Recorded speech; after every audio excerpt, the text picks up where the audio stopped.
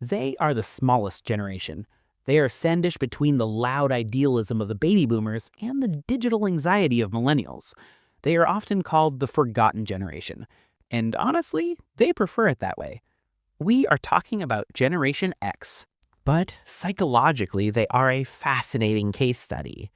This is the last generation to have an analog childhood. They are the last humans to know what it feels like to be completely unreachable. While the modern world is obsessed with mental health awareness and safe spaces, Gen X was raised on a completely different psychological diet. Neglect, independence, and a phrase that defined their existence: rub some dirt on it.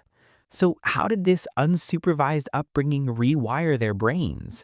Is their silence a sign of strength, or is it a symptom of unresolved trauma? Let's dig into the psychology of the latchkey generation. To understand the Gen X brain, you have to understand their environment. In the 1970s and 80s, divorce rates spiked. The economy was unstable. It was the era of the latchkey kid. Millions of Gen X children came home to empty houses. They wore a key around their neck like a dog tag. Psychologically, this created a massive shift in development. Modern parenting focuses on attachment. Parents today are constantly present to regulate their child's emotions. Gen X had the opposite. They had detachment. If they were hungry, they had to cook. If they were hurt, they had to bandage themselves. If they were bored, they had to stare at a wall or go outside. This forced their brains to develop self-reliance at a very young age. They didn't have Google to solve problems. They had to figure it out. This created a psychological trait called an internal locus of control. While other generations look to external authorities, like the government, HR departments, or parents to fix problems, Gen X assumes no one is coming to save them. They believe they are the only ones responsible for their survival. This makes them incredibly resilient during crises, but it also makes them terrible at asking for help. To a Gen X mind, asking for help feels like failure. It feels like weakness. If you talk to a Gen Xer about a crisis, you will often hear their catchphrase, "whatever." On the surface, this looks like apathy. It looks like they don't care. But psychologically, this is a sophisticated defense mechanism called cynical distancing. Gen X grew up watching institutions fail. They watched the Challenger explode on live TV. They watched the Cold War threaten nuclear annihilation. They saw the divorce rate skyrocket. They learned early on that hope was dangerous and that promises were usually lies. So they developed cynicism as a shield. By lowering their expectations to zero, they protected themselves from disappointment. The whatever attitude isn't about being lazy. It's a form of emotional armor. It's their way of saying the world is chaotic and stupid and I refuse to let it hurt me. This creates a unique psychological profile, the pragmatic pessimist.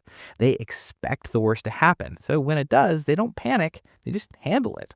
While everyone else is freaking out, the Gen X brain is calm because they never expected things to go right in the first place. There's another unique aspect to their psychology: cognitive flexibility. Gen X is the bridge generation.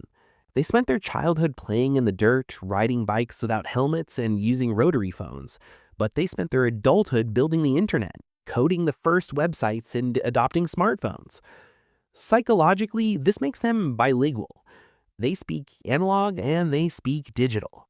This gives them a massive advantage in the modern world. They can navigate technology just as well as Gen Z, but they aren't addicted to it in the same way. They remember a world where validation didn't come from likes or views. This grounds them. When the internet crashes or when social media becomes toxic, Gen X can mentally disconnect. They know how to exist in silence. However, this transition came with a cost. They are often the ones carrying the load for both sides. They are caring for aging boomer parents while raising Gen Z children. They're the sandwich generation, squeezed from both sides, silently managing the stress without complaining. Because, again, they were taught that complaining solves nothing. So is Gen X okay? If you ask them, they will just shrug. Psychologically, they are the most enduring generation. They converted neglect into independence. They converted disappointment into humor. They are the designated drivers of society. They aren't trying to change the world like boomers, and they aren't trying to save the world like Gen Z. They are just trying to keep the world running until the shift is over.